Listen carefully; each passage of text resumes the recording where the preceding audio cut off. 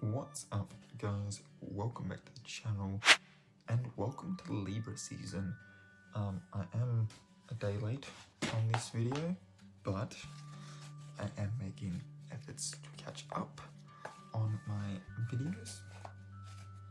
So being a day late is better than being a week late, I think. I'm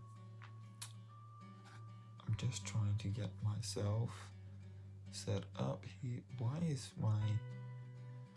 Apparently I've completely closed down my browser on my tablet, which had the sites already open.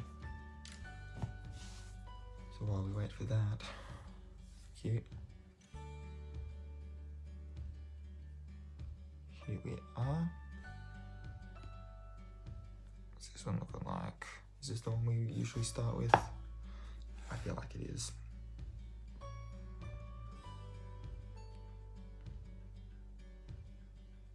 Yes, it is.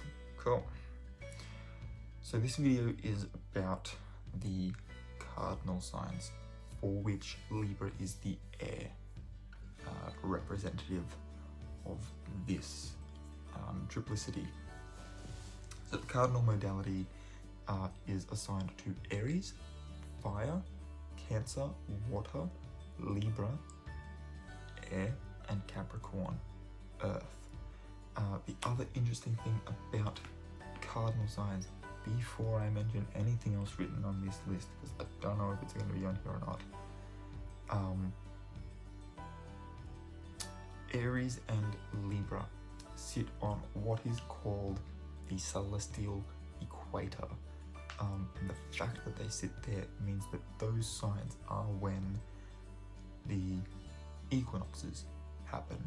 And obviously, the video just before this one is talking about Mabon, which is the September equinox, or the autumn equinox, depending on how you practice.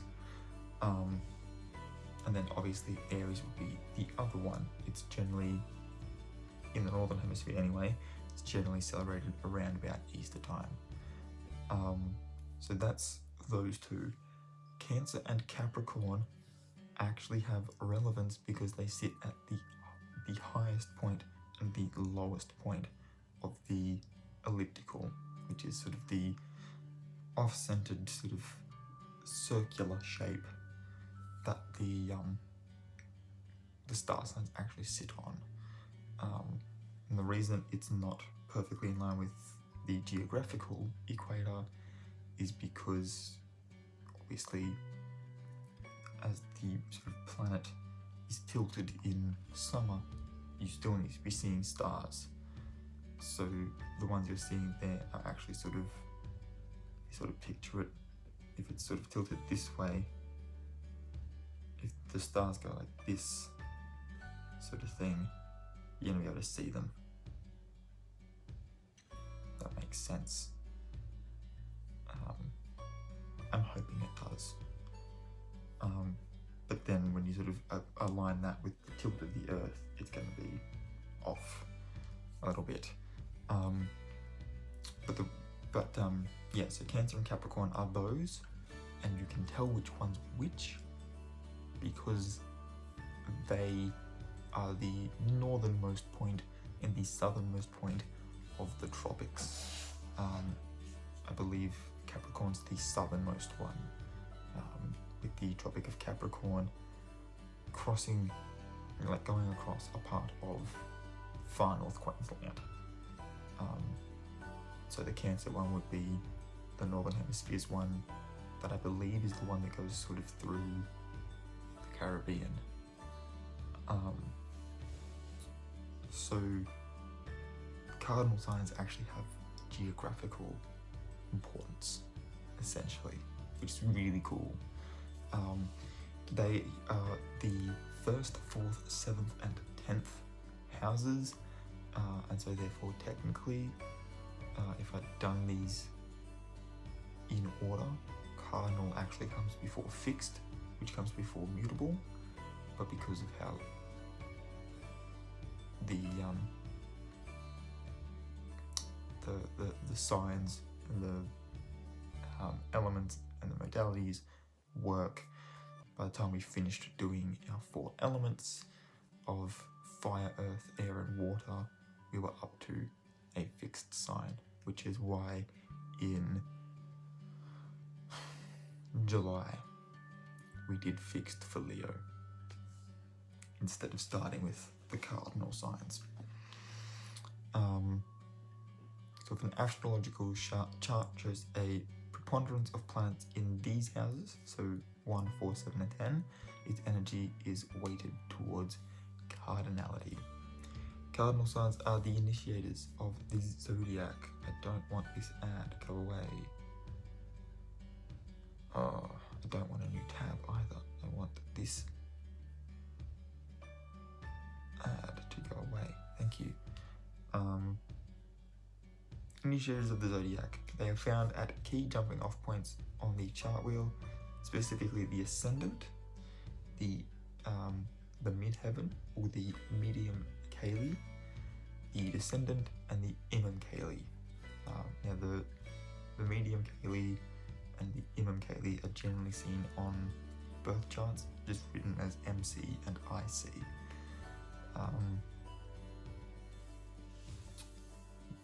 Individuals possessing a cardinal modality like to get things going. They are active, quick, and ambitious. Many projects get started thanks to the cardinal initiative, although a good deal of them are never finished. Libras. I relate too hard with that part of it all. But yeah, so a lot gets started, but not much gets finished. And that's because cardinal folks are much fonder of starting things than finishing them. You won't find a cardinal person slacking off. These people are full of vim and vigour and possess a drive and ambition that is unmistakable. We are running out of power on this. Enthusiasm and a zest for life fill the cardinal individual. Some might perceive this rampant energy as domineering, and at times it can be. Cardinal people can easily forget about the rest of the pack when they are busily focusing on their own endeavours. Even so, their energetic spirit often wins the day.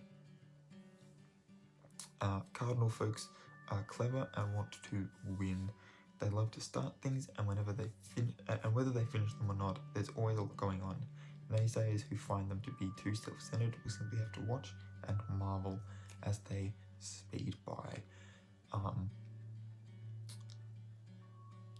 One of the keywords that Wikipedia gives for cardinal signs is dynamic and active, and that's really the most you need to know, because we do be zipping around.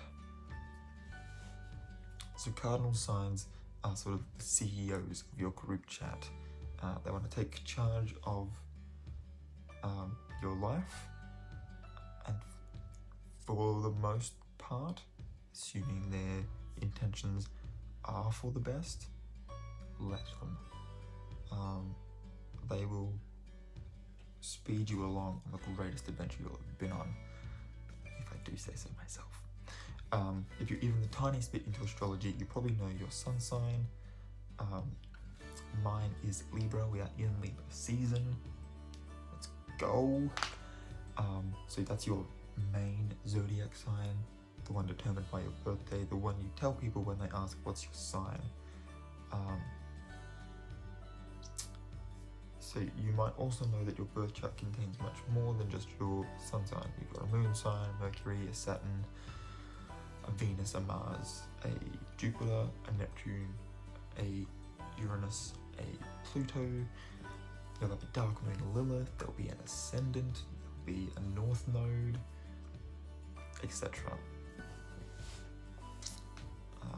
I say etc. like there's much more. I think the only other thing, if you're really looking hard for it, might be a southern node. So yeah, there'll be a sign for every planet in the sky, plus certain points too, like your rising sign, determined by which sign was on the horizon when you were born. You'll also know, unless you've been living completely under a rock, that there are 12 signs in the zodiac, and astrologers break them down in different ways. Each has an element and each has a modality, which, concluding with this, we've now talked about all 7 of those. And so the 4 elements by the 3 modalities gives us our 12 signs. So yeah, you can say you're a water sign if you're a Pisces, a Cancer, Scorpio, or you can look at your whole birth chart and say that although your sun sign is, like mine for instance, an air sign, you've also got a lot of planets in water signs, like Scorpio. I have 4 planets, and then I've got a further 2, one in Cancer, one in Pisces. So I act a lot like a water sign, despite the fact that my main sort of sun sign is an air sign. So the battle between logical brain and emotional heart is kind of like that is the story of my life. So in astrology, the signs are also broken down into the qualities, the modalities, the triplicities. Cardinal, fixed, and mutable. And like I said, Cardinal is Aries, Cancer, Libra, and Capricorn. So let's jump into the sign by sign. So our first sign of the zodiac is a cardinal one because, like we said, we like to get things started. So Aries is known to be impatient and impulsive. However, if you take a deeper look, you'll find that the Ram is really a hard-working go-getter who won't take no for an answer, which can sometimes be an issue. In fact, they'll use their fiery, ruled by Mars energy to burn down walls so they can build newer, better creations. Just don't stand in their way. In matters of the heart, the Ram takes initiative. If they've got a crush, they will likely make the first move, and the second, and the third, and etc. They don't need any encouragement to slide into DMs. In fact, it's probably a good idea if you put some barriers in place, because they just be charging straight in there, even if you don't want them there. You've got to remember that for all the good points that are brought up in these sorts of Aries pride sorts of things, those same points can also be negatives if taken too far. Cancers get a lot of astrological slander, they really do, and I feel like that's just because between them and Leo, no one else has their ruling planets. Cancers are a water sign ruled by the moon, and that just seems to make them more prone to emotional outburst, which is fair, being completely honest. People tend to think the crab is super emotional and spends all their time crying, which isn't true. And while they may be tender and affectionate, they also have drive like no other. They can use their feels and artistic vibes to create. Their emotions inspire them. When they're at their best, they can make masterpieces. Like the ocean's tides, Cancerians like to keep things flowing, whether that's climbing the career ladder or taking care of their loved ones. Their hustle never stops. And if being so ruled by your emotions makes you a bad person, Cancerians, I want to be the one that tells you, be a bad person. If that's what makes you a bad person, then be it. Because personally, I love Cancers. As I said before, I've got a whole, out of a total of 11 possible placements, I have 6 in water signs. I believe it's my Mars is in Cancer, and Mars is like, the planet of like aggression, right? And it's sitting in your ever so sensitive embrace. So it's very, very passionate, fiery sort of anger because it's in Cancer. But even though it's one of the things I don't like about myself, I love you guys. The next one is Libra, as the only sign that's not represented by a living creature, but an object. We just built different. That means that understanding others' feelings can be a little hard for this air sign. Also, they crave capital L-O-V-E, love, which is also true. We are Venusians, ruled by Venus, and it's those vibes that we use to critique art, dance, music, fashion. It's probably why I'm so passionate about the arts, because it's, on one hand, a very emotional thing to create art, and on the other thing, there are like techniques that you can mentally master. So it's the perfect marriage between emotion and logic. I love art so much. Like all the forms, all of them, I love them. And it does say here, Libras are all about the finer things in life. On a bad day, we can be a tad gossipy and insensitive, which is hypocritical of me, and we know how much I don't like people being hypocritical, but I also don't like people being gossipy, and I try not to tell other people stories that aren't mine to tell. I try not to involve myself in gossip. And if I do come across as insensitive, it's probably because I just don't understand what the fuck you're talking about. But Libras can win their friends back by being loyal, diplomatic, witty, and chill. And yeah, I have another friend who is also a Libra.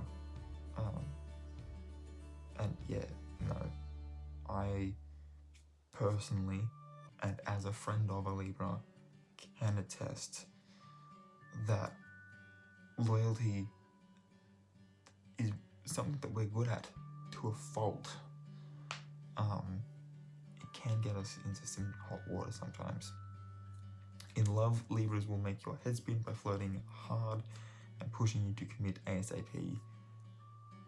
But you'll probably want to. We're ruled by Venus, the planet of love.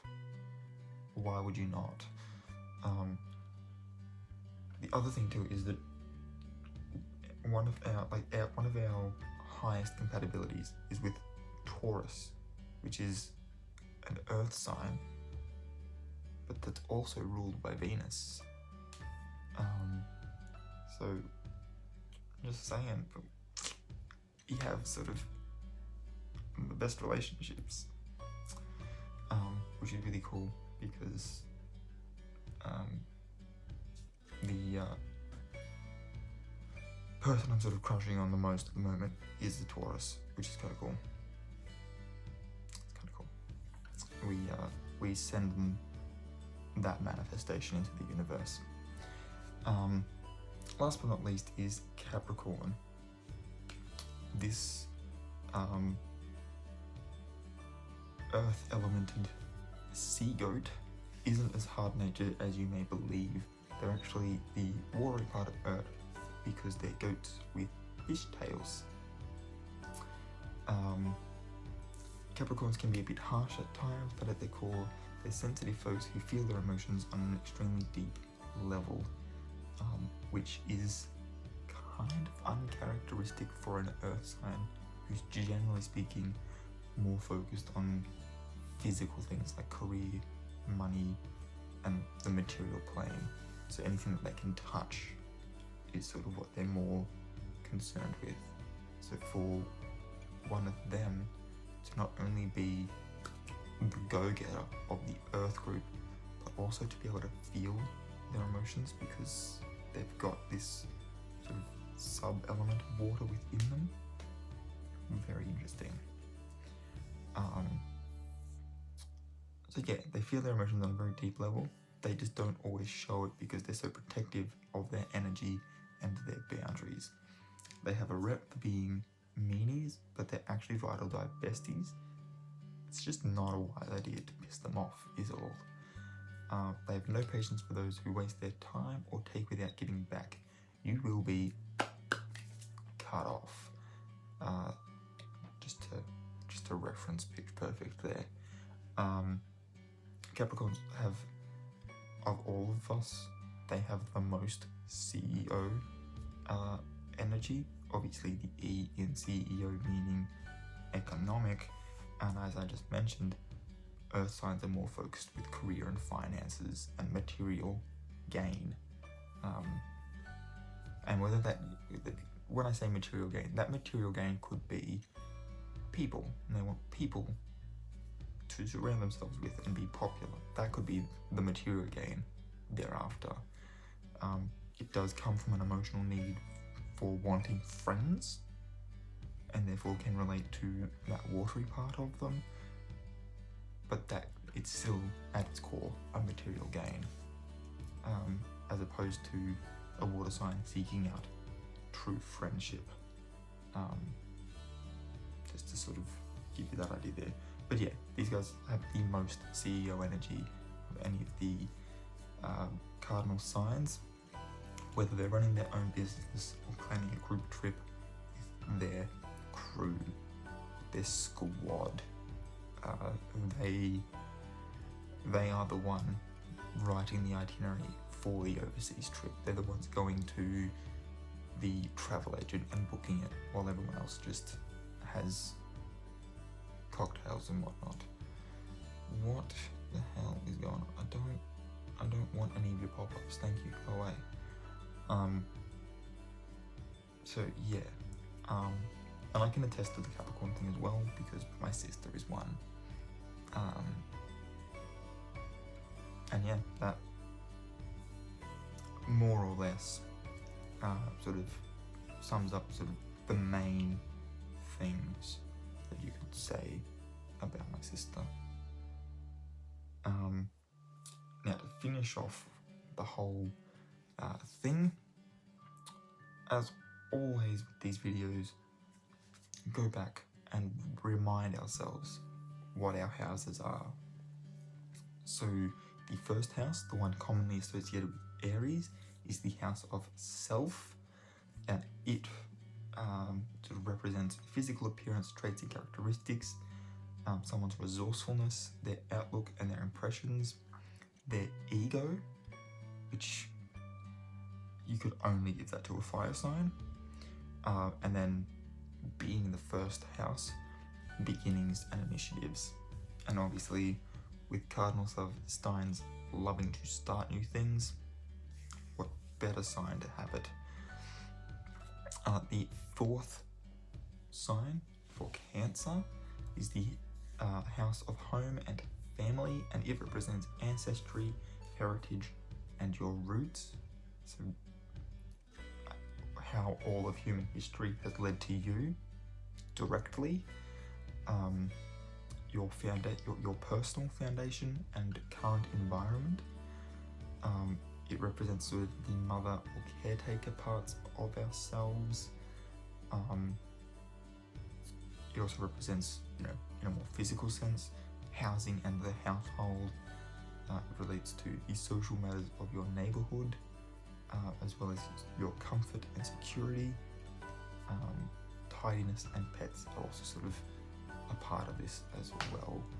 I believe children are part of a separate house because I haven't seen them in that, but I'm also not seeing any other house that they would relate to, so children as well.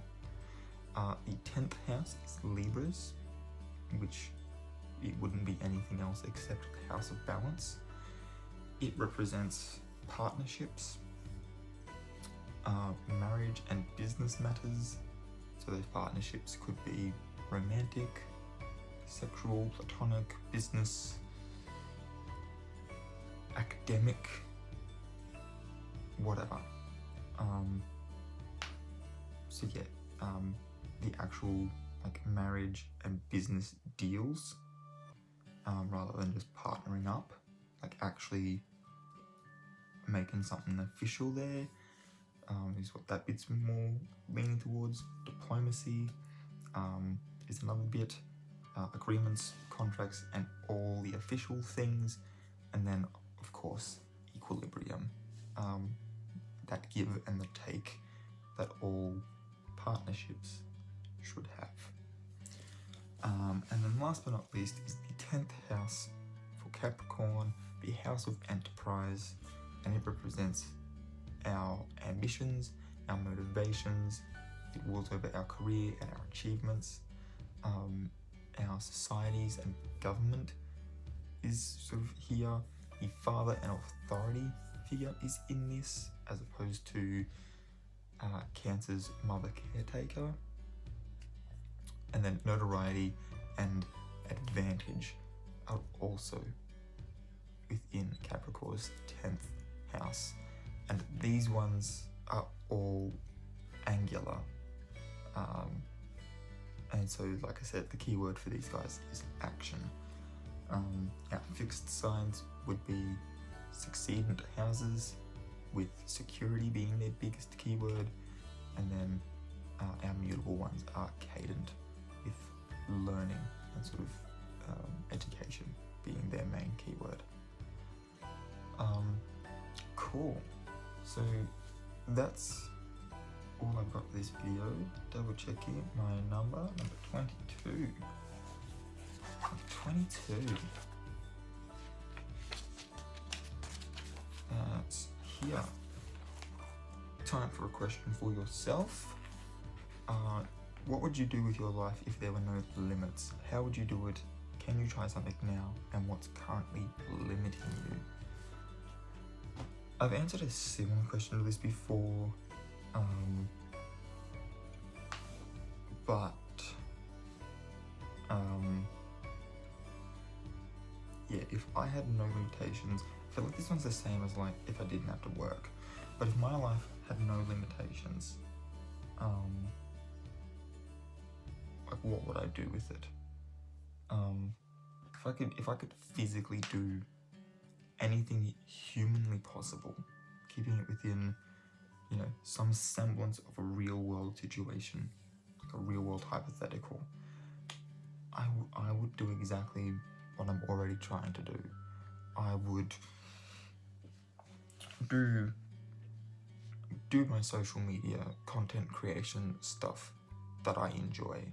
I would do my, you know, professional level filmmaking stuff that I'm in the process of getting an education and networking for, and that's going to be what Afters is for. I would do those things.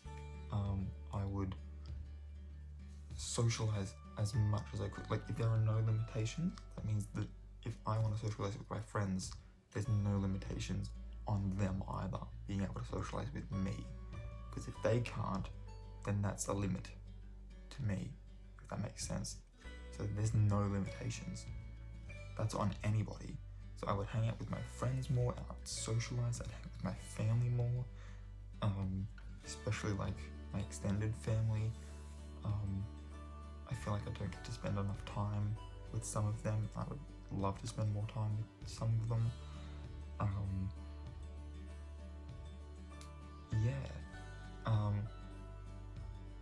Can I try any of these things right now?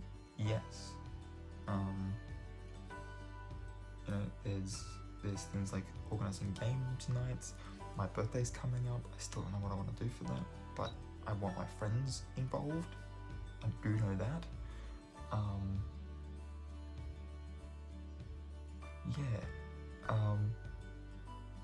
Should be fun. Should be an interesting thing to look into. But yeah, I don't, like, I'm already, like, that's the thing. And I sort of mentioned this with last videos the Mabon videos question, where I try to live my life led by things that make me happy. So if there's no limitations, that's the thing I'm pursuing. You know what I mean? Like true happiness. So it wouldn't just be pursuing the like career goals that I have and the, you know, trying new hobbies and seeing what, you know, my, you know, like actually defining and defining what my tastes and hobbies are, and spending more time with the people that mean the most to me. It's not just that, it'd also be opening myself up to learning and growing and trying to consistently be the best version of myself. Can I try any of these things now? Yes, I can. I can spend more time with my friends already. In fact, it's kind of priority number 2, number 1 being actually applying and looking for different things associated with moving to Sydney next year.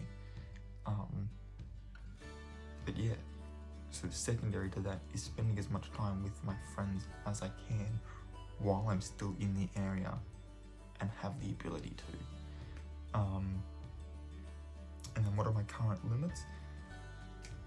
COVID is a big one, you know, because I can't go on these grand, big, like, life adventures. Like, I can't go, like, I would love nothing more than to grab a handful of friends and be like, we're going to Japan for 2 weeks and go. I'd love nothing more. I want to hike Mount Fuji, I want to go to Tokyo, I want to, like, but I can't just do that because of COVID. So it's sort of a massive one. Another one is, you know, things like doing afters.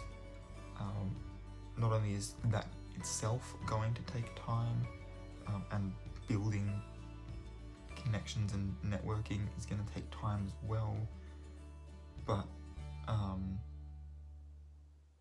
I've also got the waiting time until finding out whether or not I've been accepted into that course as well. So there's like time restrictions and limitations put on me. There's certain financial ones as well. There's, you know, like my own mental health, and the fact that this move will actually be sort of my second time leaving home. First time didn't end so well for me, mentally speaking, and this time I'm looking at trying to move out for 3 years minimum, hopefully longer. And by hopefully longer I mean hopefully this is it. But then, you know, you never say never. Like, I don't know what's going to happen at the end of it all. I don't know. So it's kind of a, you know, there are uncertainties, and those uncertainties place certain limits on me. But ultimately, I am already doing what I would do if I didn't have limits. And then when a limit presents itself, I just work within that to achieve the goals that I have set for myself. I think ultimately that's what the takeaway of all of my rambling should be. Yeah, so the sites that I used and the question of the day will be in the description down below. If you want to answer that question yourself in the comments, that would be greatly appreciated. If you are new here, please hit the subscribe button and don't forget to hit that notification bell as well if you want to be notified when I upload new videos. If you enjoyed this one, give a big old thumbs up for me, that would also be appreciated. And until next time guys, keep your head screwed on.